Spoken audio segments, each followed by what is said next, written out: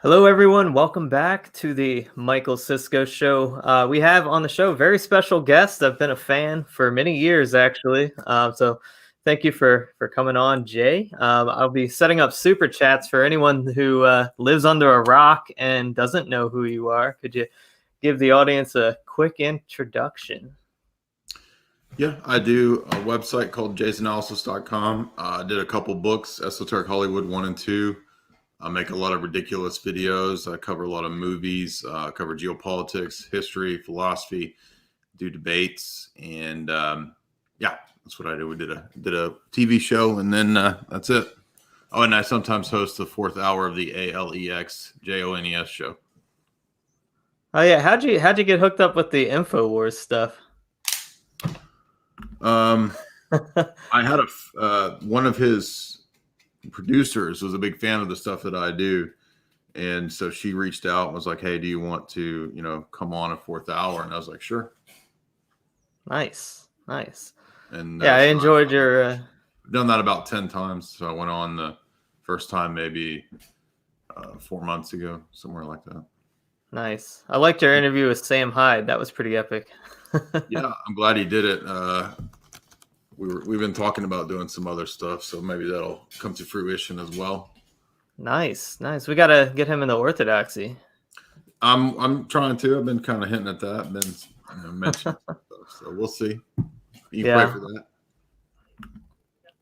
So, well, awesome. So you were in Atlanta, Georgia this weekend. Well, the chats are going crazy already.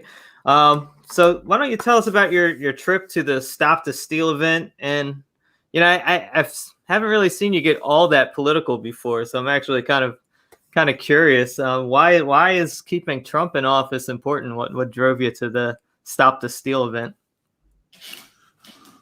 Well, to answer that last part, I just follow everything usually, even though I don't really care a whole lot about politics. I was interested in the election just because everyone was talking about it, and it does relate to what's going on with the 2020 issues, the Karunka. I think you know what I'm talking about. So it is relevant to that, and so that made me interested. And I think the fraud element was obvious, and so that made me interested. And it was just kind of a last moment thing. I came really close to going to the DC event and decided against it. And then when I saw there was going to be another opportunity, I got messaged Ali and some other people, and messaged Alex's producer and found out everybody was going to be there. So I just thought it'd be a great opportunity to go meet all those people, be on with Alex live from the hotel. And I didn't really expect to do anything. I just thought maybe I'd meet some people. But then when I got there, it was like people hand you the megaphone and they're like, go ahead and bullhorn. I've never bullhorned, so I just kind of went at it. I had no sleep, so I was out of it. I didn't know even what I was saying. I don't even recall what I said. But then the next couple of days, there was more bullhorning. We went out that next night with Alex to the governor's mansion and bullhorned, and then the next day we bullhorned. So it was quite an event, and each day of the 3 days or 4 days, there was more and more people. So, by that last day, it ended up being thousands and thousands of people, although I had to go ahead and leave for reasons relating to a relative. We did get to see, the majority of it. Nice. Here's a relevant question. Any run-ins with Antifa there? So the first 2 days that we were there was not really much of a presence. There was just maybe 2 or 3 people dressed in black and just kind of hanging out across the street. So it was kind of like 2 crowds divided by the street. And they were just kind of over there jeering. They didn't really do much. And I think one guy came over and tried to steal somebody's sign. So that was it. It was not much. And then that last day, a lot of people showed up. And then they brought out riot police. So. Okay. But nothing happened to my knowledge. Yeah, I was at the DC one, and that was just that was massive. It was awesome. I mean, most people I've ever seen in one place, to be honest. And then we were chasing. Oh, sorry. No, I went to a stupid evangelical thing back in the 90s, like Promise Keepers, and it was this evangelical prayer meeting called Promise Keepers. It was a dumb ecumenical thing, but the shots that I saw of the DC thing reminded me of that, because it was all just, all the way down from the Capitol or whatever.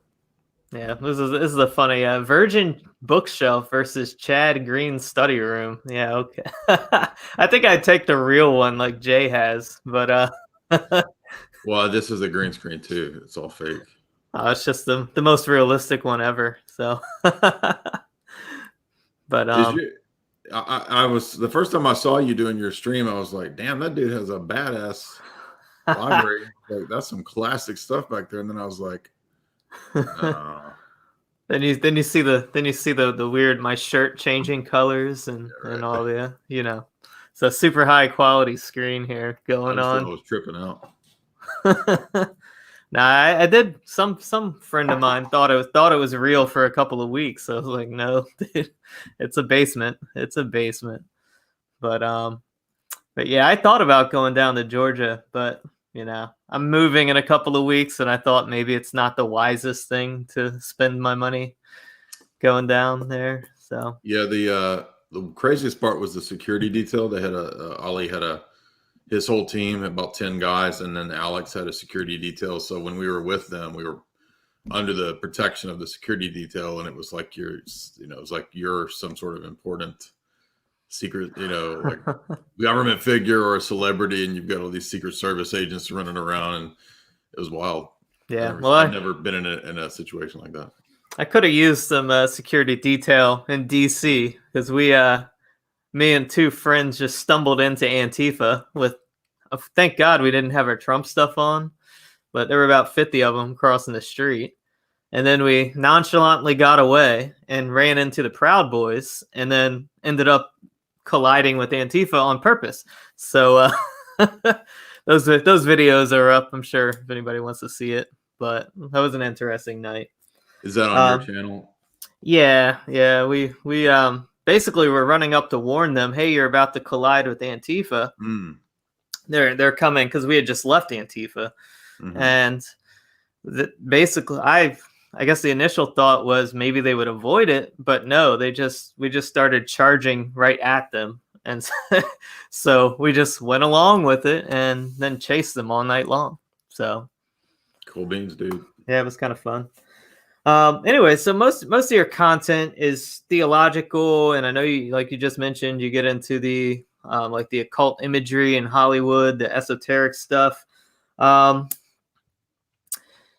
Is Orthodoxy inherently, I guess, in the context of politics, if we can do that to Orthodoxy, is it inherently conservative and traditional? And can an Orthodox Christian in good conscience support any variation of left-wing politics in the United States?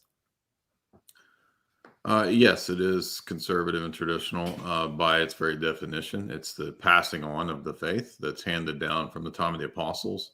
It doesn't change. It doesn't evolve. It's not subject to revision. No matter how many scholars or liberals come up with this notion, it's fundamentally the same as it was in the first, second, third century. So no, it doesn't change. The morals don't change. There is the principle of economia, where obviously bishops apply the canon law and the moral principles in scripture and revelation and tradition, but that's not liberalism. That's just the spirit of the law as opposed to the letter of the law. And when it comes to the modern political sphere, the problem, of course, is that both American left-wingism and right-wingism are liberal.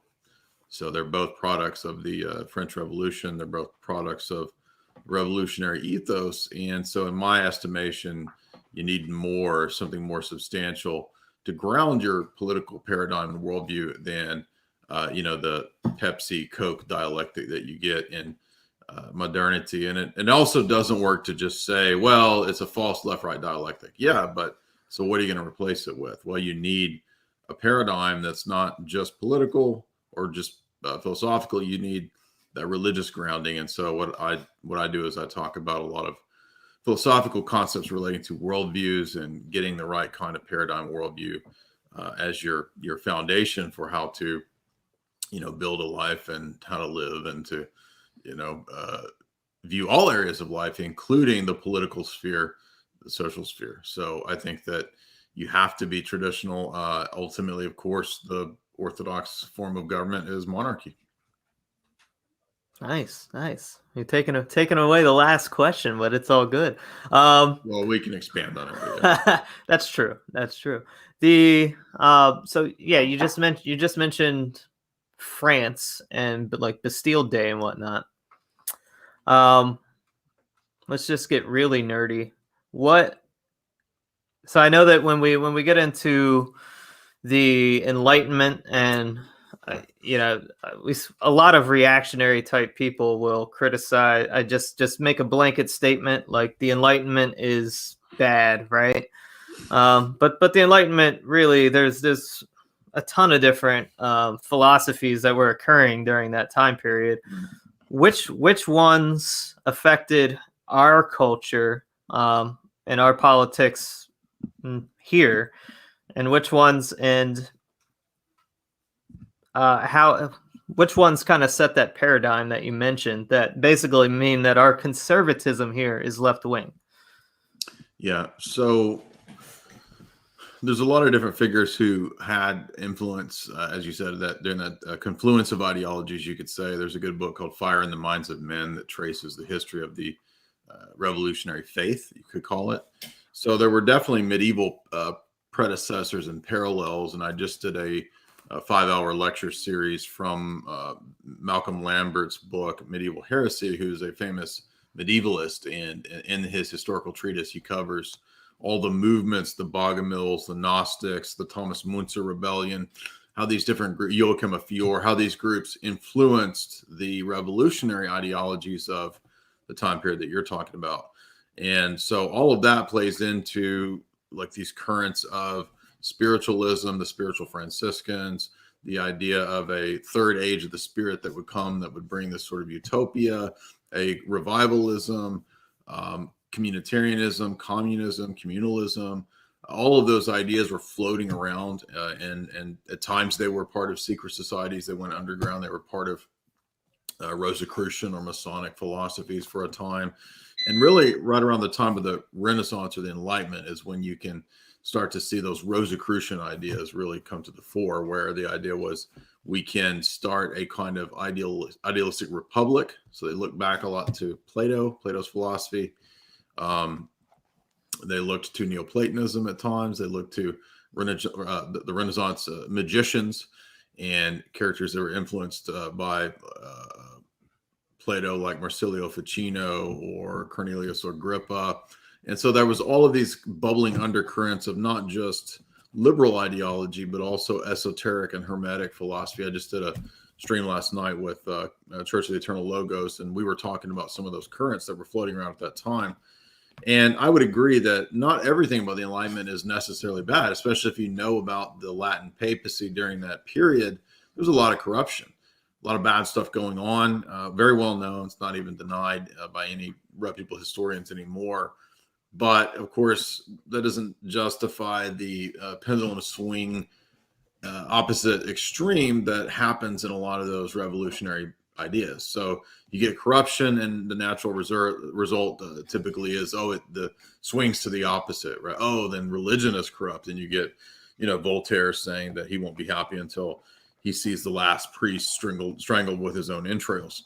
So these radical reactions are not the solution, even though they probably are hitting on legitimate problems. Ideologically, you have the same problems that somebody like David Hume points out, where David Hume just takes axioms from the classical peripatetic tradition, like the idea that there's nothing in the intellect that's not first in the senses, from Aquinas, and Aquinas adopting that maxim from Aristotle. And he says, if this is the case, then there's really no scientific experiential knowledge for God, because you never in the sense datum experience causality, God, etc., or the first cause. You just experience phenomena A and phenomena B. And so Hume is actually correct in some of those critiques. I'm not saying Humanism is correct. I'm saying that critiques are correct. He actually hits on some of the points that we as Orthodox would agree in terms of the problems in Latin and Western epistemology. I was just reading Vladimir Lossky's book, Image and Likeness, and he has a section towards the end of the chapter on the procession of the Spirit and the doctrine of eternal manifestation. And he hits on that there. He says that the medieval Latin tradition, especially when you get to the Second Council of Lyons, when you get to the Second Lateran Council, when you get to Florence, right? This time period solidifies dogmatically a certain conception in the scholastic doctrine of divine simplicity, which leads to a lot of later Western ideas, such as the revolutionary ethos and so forth, right? You get this skepticism, you get this idea that you can't really know or understand God in terms of the hesychast tradition, but rather God becomes a abstract philosophical speculation that you abstract a supremely simple essence from, that you deduce from creatures. And you can see this in Locke, you can see this in Kant. They do that very thing. And they even point out that problem. So those are the ideological issues that are running concurrent with these revolutionary problems. And again, people will misquote me and misstate what I'm saying, and they'll say, oh, he's a Humean. Oh, he's saying that. No, that's not what I'm saying. I'm saying that the criticisms that some of these guys, even these atheist people, have is a result of problems in Western theology. And I mean, Losky backs me up. He says that in the book. So that's my critique of the whole period, is that the revolutionary ethos isn't really about some Masonic idea in the 1700s or something. It's an older idea going back to Hermetic and Neoplatonic ideas that became ensconced and dogmatized in Latin theology. And I can tell you the exact places in Benzinger where it's dogmatized. So that leads to the revolutions. That leads to the rejection of the authority of the papacy, because the papacy had an illegitimate authority based on philosophical problems and forgeries.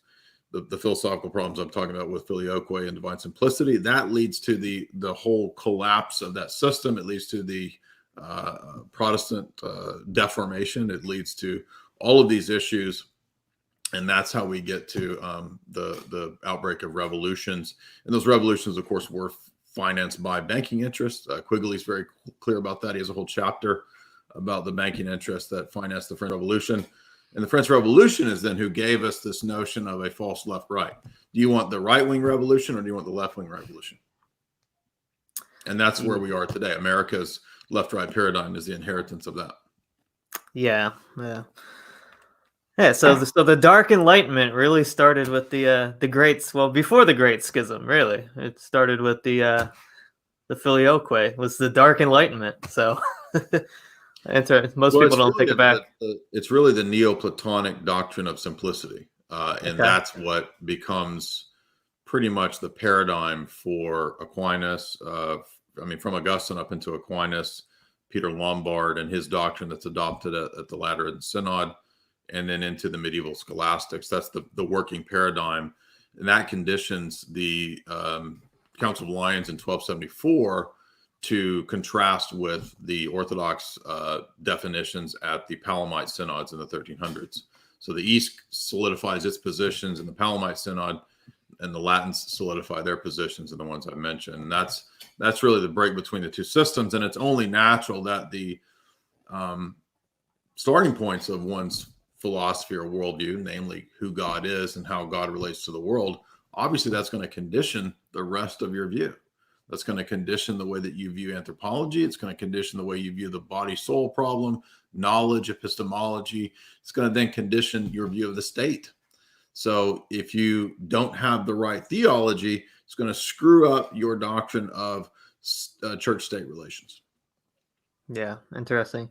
Yeah, I'm going to kind of mix this up a little, what I had planned. So how do we as Christian, as Orthodox people living in this, under this Republican system that had these roots, how do we navigate that? What do we do? Are we striving to fix that, or do we start with our inner selves? What steps do we take? What does if Dyer is leading this charge, what do we do? Well, the Reformation begins at the altar, not the throne. So, the history of the church has been altar and throne, but there's a lot of parallels in the Old Testament period when we can look to the fact that, God sometimes would chastise the Israelites for focusing on political solutions before repairing the temple, before repairing the altar. So altar comes first because you have to think about the gradations of authority and hierarchy.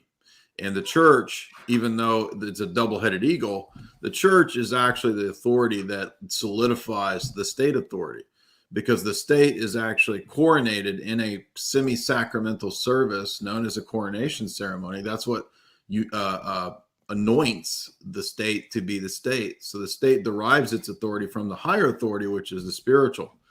And so in that regard, we have to focus on the repair, so to speak, of the losses and the paganization of the West. Really, the West is really post-Christian by far, and is essentially needs to be re-missionized. So we're in a position where we're just having to basically be like the church under the first 3 centuries of the Roman Empire. You could look at America as a pagan empire basically now, and it needs to be re-Christianized. So that's number one, is to bring people to the Orthodox faith. And then, of course, yes, after the question of theology and the faith comes the issues of the rest of life, right? The family, the local civil sphere, and then that spills out into the nation state and into the society as a whole. And I mean, that's really the principles laid down in the Russian Orthodox Church's church and civil society documents at mospat.ru. Just lays out clearly what we're supposed to do to transform not just our own lives, but when we start with us, start in here, it transforms the family, and then that transforms the rest of society. So there is a place for political action. I don't put a whole lot of stock in federal elections or something like that, although it can be relevant. I'm not saying there's no relevance, but yeah, just you have to put that hierarchy in the right position, I would say. Yeah. Looks like it's hard for me to catch questions, but I caught one here. Does Jay think the coming Karunka tyranny in America and Europe and elsewhere to a lesser extent will be overthrown, or will the state be even more powerful in 5 years' time? I think that they definitely want a more powerful state. That's one reason I was kind of interested in this election, which I'm typically not that interested in, is that I do think that Trump represented a stumbling block to at least the time frame of what they want to bring in, and so we could have got another 4 years of maybe removal of these lockdowns and this kind of stuff. So I was hoping for that. That was the main interest I had. But at the same time, if the election goes in the direction of Biden, then they're going to push for that dark winter, and they're going to use the next 4 years, I suspect, to really bring in some heavy-fisted tyrannical type of stuff. So I don't expect, if this stuff does fail, that there's necessarily going to arise from the ashes some kind of phoenix of Byzantine power with 2 heads or something like that. I don't think so. I think that we got a long way to go before we would ever see substantial political influence. I'm not knocking what you guys are doing. I'm just saying that we got a long way to go in terms of missionary work before we're going to be too concerned about some state power. Yeah, I mean, I agree. I'm just a fighter. I can't stop. But So on that topic with the missionary work, how do you think? I didn't really plan to go down this route, but how do you think we could do better as a church, especially Orthodoxy, with baptizing America? Well, I agree with Metropolitan Jonah, who comes on my streams and is in my Discord quite a bit. And Metropolitan Jonah says that the main problem, of course, is secularism. And that's the problem for the church. So you got all these church leaders that are secularized. They're more concerned with money, 501c3, and status and clout and being cowards than they are anything else. So that's the main problem within the church. And then, of course, you've got these other problems of, laxity, and that includes me as well. All of us, we get to be lax and we get to be selfish and sinful. But so the ways to be better missionary effective, so to speak, is to return to prayer, return to scripture, return to the liturgy. I mean, that's being shut down on purpose. I think that's all obviously satanic, what we're seeing. And so that's going to put us into a really, I'm afraid we're going to go through a big testing. I think we're about to be tested pretty hardcore. So, but the good thing about that is that, periods of persecution and testing, they sift the wheat from the chaff. So I think God's going to bring a nice little chastisement to all of us, and that'll kind of put us. It's a spanking, basically, is what we're going to get. Yeah, I find it's definitely. I mean, I don't think it's any coincidence that the first shutdown was right before Pascha, right? Exactly. And now the second one is right before Advent and Christmas. And they're saying you can't have Christmas. I mean, that's so obviously satanic right there. I mean, come on. Yeah. And I mean, it's so obvious that it's all a game, because they said, oh, well, first it was 15 days, and then that turned into months. And then it was, after we get a vaccine, we'll be back to normal. And now they're already putting out in the news that, even though a vaccine's almost here, it's going to be a while before we can return to normal.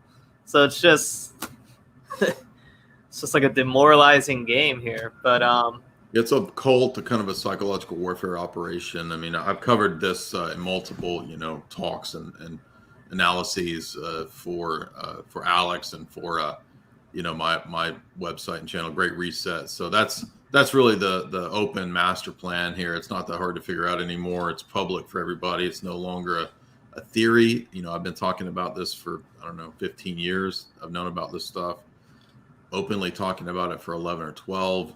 And now they just say it out in the open. They don't even hide it. So here we are. And so we can either choose to accept that and man up, or we can cave like cowards. And the thing about, hunkering down is that it's not going to go away. It's like if you watch nature videos, I was watching that video that you've probably seen. I don't know if everybody's seen it, but it's that one where the hyenas are attacking the lion. It's a viral BBC wildlife. Anyway, it's all over the place. But what happens is that the lion, there's like 8 hyenas, and they're trying to take down one lion. And they keep biting at him from all sides, right? And it looks like he's about to be taken down. But he keeps fighting back and making a noise until another lion shows up. And then when there's 2 lions, the 8 hyenas just leave. They split because they can't handle 2 lions, although all of them can handle 1. So that's a good analogy to the fact that, like, if that first lion hadn't made a fuss, then the other lion wouldn't have hurt him, right? He wouldn't have come over and helped. So the fact that he fought back and made a fuss is what brought the other lion there to help out. And I mean, that's a good analogy for what we're talking about. I mean, if you hunker down and just kind of, if I just give up, maybe it'll go away, and then in 4 years we'll be back. No, you're not. It's not going to go back to normal. They told you it's not going back. The masks are never going away. The Karunka is never going away. Bill Gates has said it. Yeah. Well, that's a good segue, obviously. So I actually did a show on this on the Great Reset the other night, but Okay. You're probably a lot more knowledgeable than me on it, to be quite frank. And evidently, every Orthodox YouTuber is in the chats. So hello, Brother Augustine. We have Patrick, David Patrick Harry, and everybody's in there. So I think Father Spiridon's coming. Somebody's getting Father Spiridon in here too. So, anyways, so who's this Klaus Schwab guy? And Klaus Snob. Did you call him Snob? Well, let's call him Snob. We'll call him Klaus Snob. Clown Snob. Clown Snob. Right, so he is the founder of the World Economic Forum. He's also connected to Bilderberg and Davos World Economic Forum. I've covered that for many years, a lot of videos and articles on that, as well as Bilderberg. And these are just these kind of elite steering committees and confabs that they have every year in different places.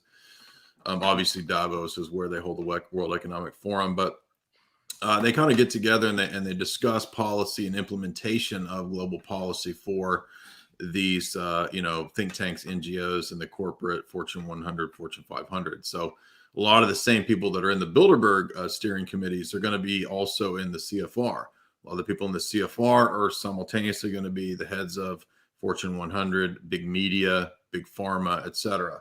So these are really the wealthiest and most powerful, what's called managerial class on the planet. So one of the elite wrote a book a few years ago by David Rothkopf called the Managerial Class, right? Or it was I forget the title, but it's about the 6,000 managerial class people that run the planet. And so amongst the elite, that's the thing that I do at my website is I kind of cover the writings of the elite. I've done about 50 of their writings in the last couple of years that span the last century. And what you can gather from their writings is a coordinated plan. And so really what Klaus is saying is just kind of the latest iteration and public stance and statement about what has been a plan for a long time. So you can go all the way back to H.G. Wells. You can go all the way back to Bertrand Russell, Aldous Huxley, Charles Galton Darwin, the ashes of the British Empire, the Commonwealth of God, a lot of the different lords, the Astors, Rothschilds, Cecil Rhodes. The model that they set up that was kind of the fading British Empire became the Pax Americana. And it's the exact same steering committees, Chatham House, Royal Institute for International Affairs, and all those entities that became the steering committees and power structure, even within the U.S. And within the U.S., it was the J.P. Morgan Rockefeller interest for the most part 100 years ago that really mirrored what was going on in the U.K. in the U.S. And so they set up the Council on Foreign Relations, then later a Trilateral Commission. And out of those entities, actually, you get the CIA and the deep security state and all that in 1942 and 1947. So this is the power structure, and it is a single unified power structure that represents what you could call the Anglo-American Israeli establishment. That is the power structure. That is who controls not everything, but a lot of the world. And that's really the power behind the global elite. And again, 50 books from the elite. Some of those books, which are 800, 1,300 pages, really lay all this out clear as day. And so those are books written for the policy makers. They're not really written for the mass public. And so since the mass public doesn't read them, they read Harlequin novels, they read Harry Potter. They don't know that this stuff was planned 100 years ago. And so that's how it works. It's not that hard to figure out. I mean, I'm looking right now on my shelf. I can tell you all those books. I'm sure people who are in the audience have probably heard a lot of the talks on that material. I won't go into that. But so Klaus is that latest iteration of that. And in 2018, he wrote The Fourth Industrial Revolution. In that book, he lays out really what we've seen in 2020. At least the much of what he lays out in that book as the plan for the future. And then the later portions of that book are the things that have not really come into play yet, but the infrastructure and groundwork is being laid now, such as the 5G and the sort of Skynet tracking and Internet of Things surveillance that they're putting into place. So that's what Klaus is up to, and he's just come out clearly in the last 2 years and just said openly, this is what it is. You're not going to own anything. You're going to be happy. You're going to have no more real nation state. It's going to be just kind of a global open border type of situation. You're going to be living in coffin-sized apartments in megacities. You're not going to be eating meat. Food's going to be rationed. You're going to have a social credit system. You're going to have a UBI, a universal basic income that's based around that social credit system. You're going to have perhaps a new religion they talk about. He speculates it could be an alien mythology. I'm not joking that they will use an alien mythos to replace the biblical perspective, the Christianity idea. He mentions a couple more points. Oh, you're not going to own anything. You're not going to own anything. You're going to be happy, and everything you're going to rent. It's called the circular economy, and you're going to have to basically just get it from a drone from Amazon. So if you want some product or something, you're not going to go buy it. You're going to rent it with your credits. So there you go. That's it. That is the global government. That's what we've been, I've been talking about for 13, 15 years. Alex has been talking about it for 20 plus. And it's here. It's all out in the open now. Yeah, I know he's calling it stakeholder capitalism, which in and of itself, even in his own language in his recent articles, sounds terrible, because he's basically these stakeholders are the same people that are just censoring us for espousing Christian views on platforms, and so we're supposed to just shift the financial power from shareholders to these stakeholders so we can make it even worse. That just sounds bad. But yeah, and it relates also to disaster capitalism too, where you set up all of these infrastructure, or excuse me, all these entities that can profit from disasters and from the so-called pandemics and so forth. So that's another big part of it. It's a big coordinated global fear campaign to make everybody afraid of something that is quite amusing, really. yeah. So what is their actual end goal? Is it just to consolidate power for themselves even further than they already have, or is it more sinister than that? No, it's way more sinister than that. It's depopulation on a mass scale. I'm not saying that they're going to kill everybody in the next couple years. I'm saying that's the end goal. You could read Jacques Attalie's book. He's one of the global elites. He wrote a book in 2006 that says actually a lot more than Klaus's book says. In 2006, Attali says that the goal by 2050 would be a full-on global government, everybody wired into the global brain, which he calls Golem, literally the Golem. I'm sure you know what the Golem is. And he says that you'll be the social credit system and you won't own anything. So it's not communism really. It's like a mix of communism, corporatism, quote, social justice, democracy, eco worship. It's like all of those things. But the main goal is to, what the Georgia Guidestones say, get the population down to around 500 million. So that's the goal. And what means they'll use to get to that is, I guess, debatable. Vaccines? I would imagine that there's multiple, you could call binary weapons, which is multiple different ways to achieve these kinds of ends. For example, Bertrand Russell said, just attack on all fronts. So, for example, toxic media, you can brutalize and toxify the public such that they don't reproduce. They're unable to have relationships. The Royal Society was perfecting that form of brutalization 100 years ago. Russell wrote about it. As did the other Royal Society guys. So, they're very open about that. They're very clear about that. It's a scientific technocracy that will brutalize the public and make them not even want to have offspring. So, right. I mean, that's the whole point with the Bible. They like the eco-guilt nonsense. Oh, you're bad because you exist, right? So let's tax carbon. So taxation, economic warfare, attack by food and diet. These are all means, culture. These are all means to achieve that end. Yeah, well, it seems like it seems like quite an imposing force, and at times almost, Well, it's obviously satanic. I mean, it's beyond the power of mere humans to do this. I mean, you look at the ancient empires of the world. I mean, they couldn't do this, right? I mean, a lot of them tried, and they were, according to Scripture, satanically inspired, right? Babylonians, the Egyptians, etc.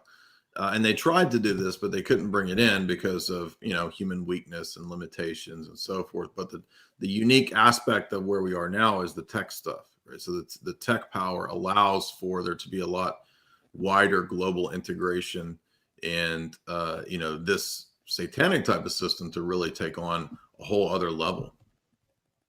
Yeah. But do you think that, well, I know I've read the new Media Epidemic. I don't know have you read that book? The Larche book, yeah.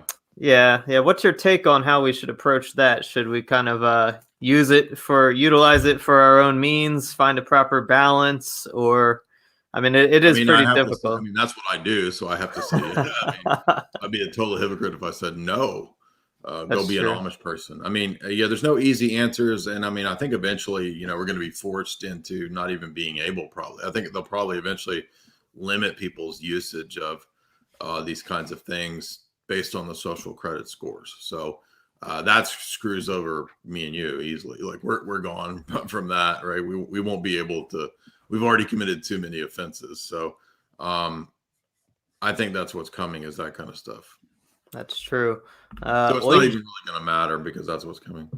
Yeah. Eugen says, time to set up Orthodox communities in America to resist the persecution. What does Jay think of the Benedict option?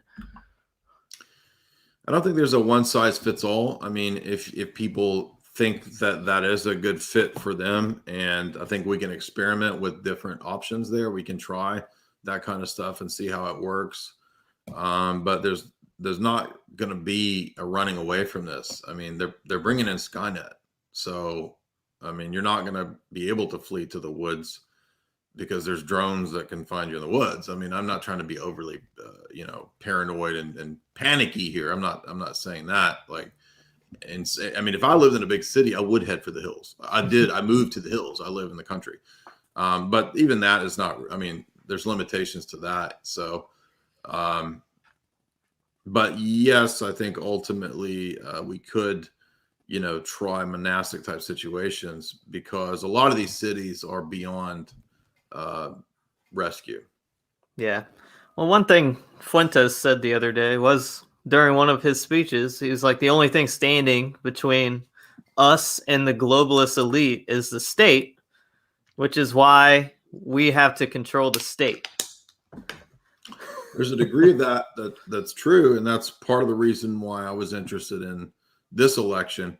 But we have a lot more influence at the local level, and that's where a lot of the power is.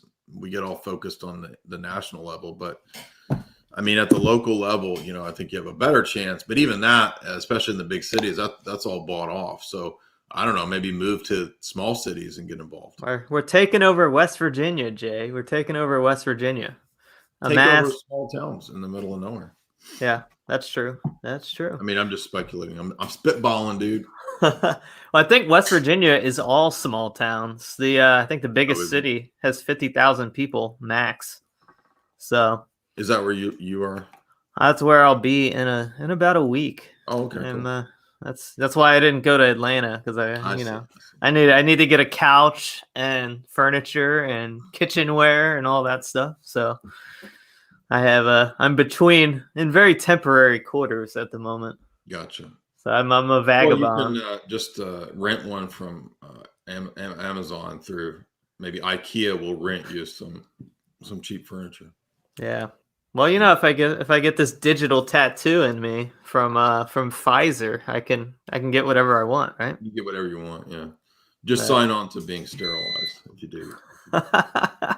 We're gonna have to make dating sites. Not you, because you're engaged. But did you get married yet? Or yeah, I'm married. Oh, sweet. Well, congrats. Well, yeah, we're gonna have to get dating sites for like non-COVID vax people. So. Well, they're not gonna let you have that, but you could try. It'll be like on the down low or something, like underground, like apocalyptic type situations or something.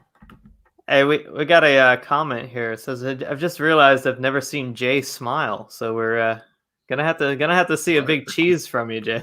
I mean, you should go watch my live streams because people say that I laugh at my own jokes too much. So. So both of those can't be true. So maybe you should go check out my channel. By the way, there's all kinds of ridiculous videos on my channel. So that's true. I'm going to call bunkum on that person. Hey, what do you think about like investing? Are you your metals guy, like buying precious metal or crypto? What do you think? Like heavy metal, like Metallica? No, I mean, how do we? I think it's wise to have gold and silver, and I think there's a lot of potential for Bitcoin. Bitcoin is volatile. Certainly, you could go with the long haul on Bitcoin, but yeah, it's hard to say. I mean, there's no silver bullets except for gold and silver, perhaps. But yeah, I do think there's potential for crypto. So investing, I would say, have some crypto and Bitcoin and have some gold and silver. Nice. What does Jay think about Orthodox Christians who say focus on Christ and don't try to fix society? Well, Christ is the king, and so he's the King of Kings, and he's also the king of the social sphere. This is a Protestant and Enlightenment notion that there's this realm that Jesus doesn't care about, known as society or the civil state. And that is a pietistic Protestant doctrine. I would adjure you to go and read the church fathers and look at the ecumenical councils and the medieval councils, and they're all interested in the doctrine of the state. I mean, that's just ludicrous to say that. Are you a Protestant? Are you what religion are you? I mean, do you see this symbol right here? What do you think that symbol means? Why is that the classic traditional Orthodox symbol? Well, you're going to tell me to be some kind of Americanist and just have my private religious devotions that don't affect the rest of society. I mean, that's ridiculous. Yep. Big agree. We have a question coming in through Entropy. My family is switching jurisdictions over differences in the implementation of anti-Kufid measures. Is that the wrong thing to do? I mean, I can't speak to your specific situation, but you got to follow your conscience. You got to follow the advice of your spiritual father. Hopefully you have one, and, try to do the best you can. And so I wouldn't judge people on that kind of stuff. I mean, I've been in situations where I've had to move jurisdictions, not from ROCOR, but to ROCOR. It wasn't any kind of personal issue or problem. It was just what I felt was the best thing for me to do when I moved. There wasn't really a viable Antiochian option. So I found out that the ROCOR church was just perfect for me anyway. So no, I don't think that that's necessarily a problem, but I can't speak to everybody's personal situation. I know Jay probably doesn't agree with me here, but all outside of ROCOR is darkness. So, just kidding. I think that's a bit strong. I wouldn't go that far, but I mean, there's problems in all the churches. So yeah, that's true. It's an obvious joke. Everybody, we love. I know what you mean. Yeah, we love all of our jurisdictions, right? So, but no, I'm definitely most comfortable in ROCOR. Let's see, we have a few. What do you guys think about entrepreneurial activity the next couple of years? Is it going to be impossible to go your own way given the collapse of small-time businesses right now, etc.? That's a great question. I mean, I do a small business, so it's hard to say. It really depends on what your business is.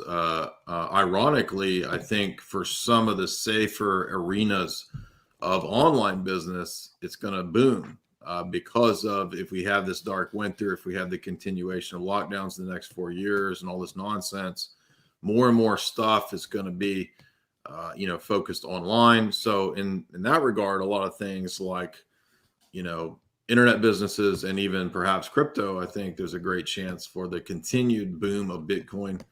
I did expect Bitcoin to go up to about 20 as it has almost today in the past few months.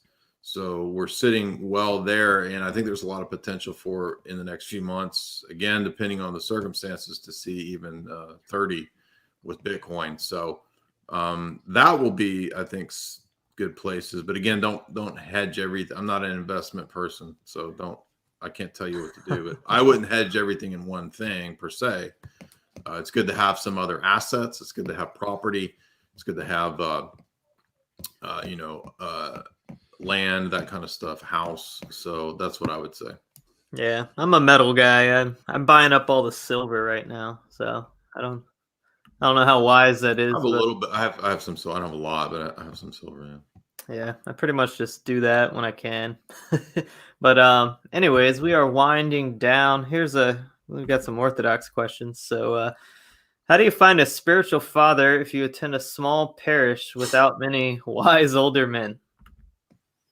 You have to pray about it and you have to wait. I had to wait and be patient. It took me many years before I found people who could be potential spiritual fathers and who ended up being. And then over time, I actually met a lot of priests. I mean, I have one, strictly speaking, spiritual father, but those people will come to your life if you trust God. I know that sounds kind of like a cheeseball cliche answer, but it really is true.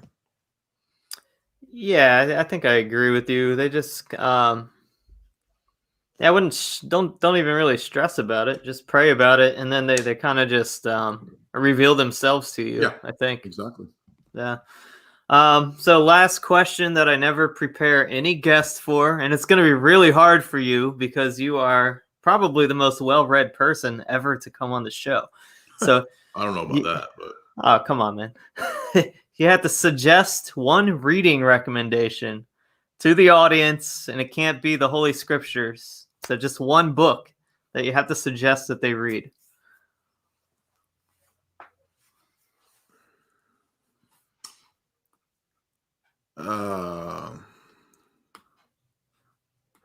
I knew this was going to be, I was like, this one's going to really get Jay. Esoteric Hollywood. Oh, come on. Can't be one.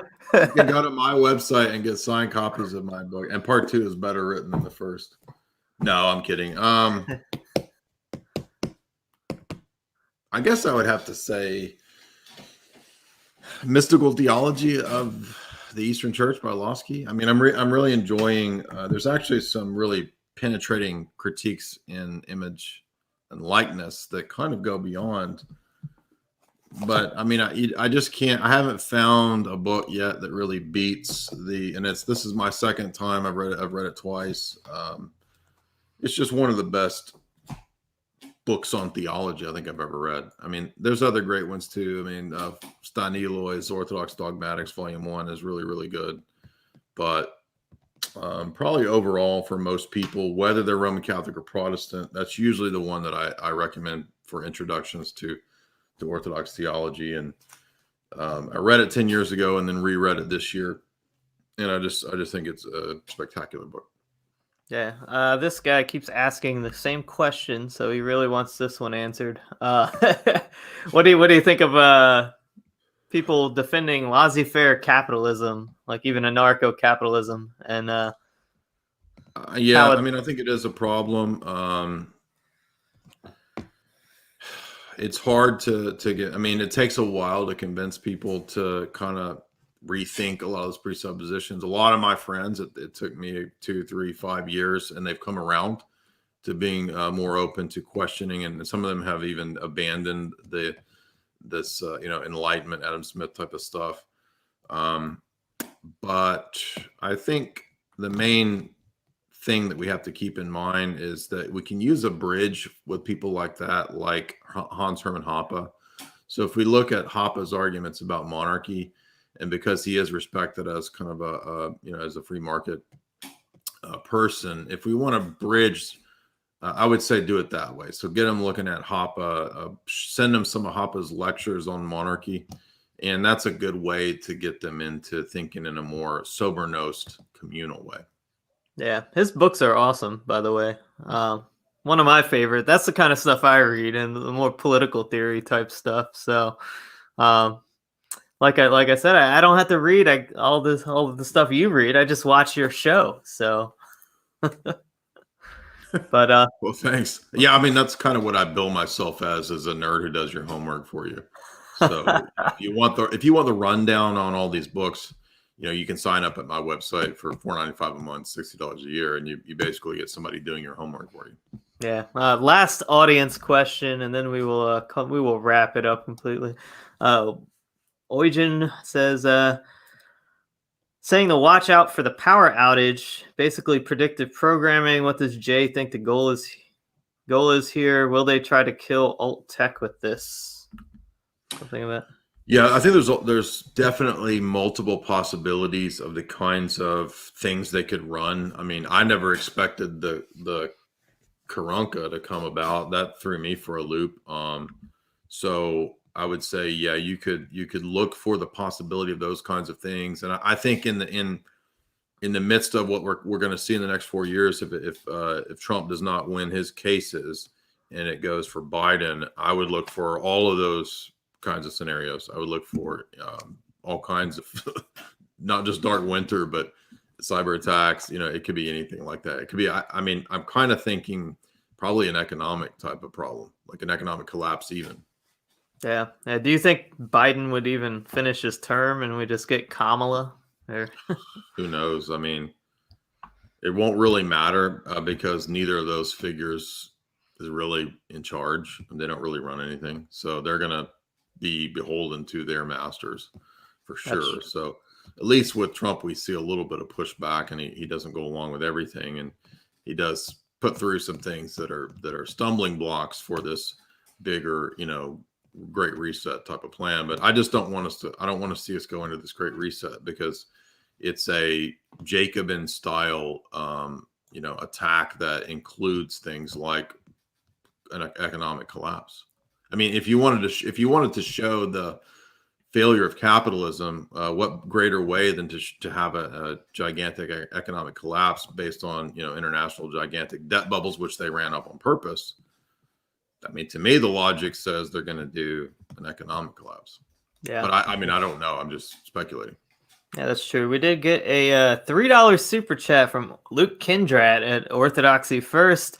Just want to show my support for Jay and Mike. Appreciate the work you've both done. Haven't lost a debate to a Catholic since I started watching Jay's streams. So good job, Jay Dyer. Well, we do a lot of apologetic, work that focuses on atheism, Islam. Now, in the last year, we've taken on a lot of the Islamic approach, and then we've done a lot of debates with Protestants and Roman Catholics as well. So we've expanded it. We've got almost 5,000 guys in the Discord. A lot of super sharp dudes in there. Shout out to all the Discord guys, Precept Gang, all my great mods in there. And we're having a great effect by God's grace. Bringing a lot of people into the church through that Discord group. So if people are interested in learning apologetics, that's kind of the main focus of the Discord group is training and teaching people apologetics. We've got entire PDF banks and literally, PhDs and professors. We've had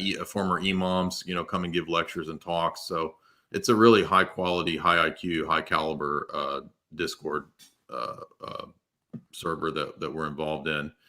And you guys, Angela says she doesn't know about me. So I guess I'm gonna have to call it quits. I'm gonna wrap up everything, and I'll no longer be on the internet now because Angela in your chat says she's skeptical of me. So I'm done. I'm exposed. It's all over now, dude. Time to pack it up.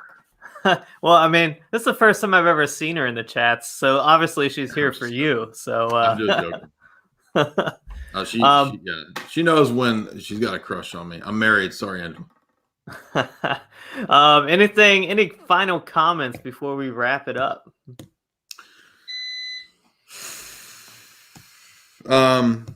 If you want to support my work, you can go to my website. You can go to social medias while I'm there. You can go to my Patreon if you want to go on Patreon. That's what I would recommend. And don't let this nonsense of canceling Christmas. I mean, that's the stupidest, that's the most retardo thing I've ever heard. And so get people my books and I'll sign them and you can give them to them for Christmas and wake up your friends and family. That's my message. Yes. All right. And somebody in the chats wants you to refute Hindu heretics next. So that sounds like a good project for the Church stream of that Church. we did last night with Church of Eternal Logos, that actually applies to all of the Far Eastern philosophies. We kind of ran through all those last night. Angel is going to expose you, Jay. I hope so. I need more haters that make those stupid hater videos to get 50 views and 20 thumbs down. This person's hilarious. She's hacking us. She's hacking you right now, dude. Hack. She's gonna delete this video. But anyways, I appreciate you coming on. I'll actually be streaming again tomorrow morning with your Hydra from Brave the World. But we thank you very much for coming on tonight, Jay. We appreciate that. And thank you everybody else for watching. And I will see you guys tomorrow. And I'm sure we'll see more of Jay very soon. Thank you. Thank you. Thanks, man.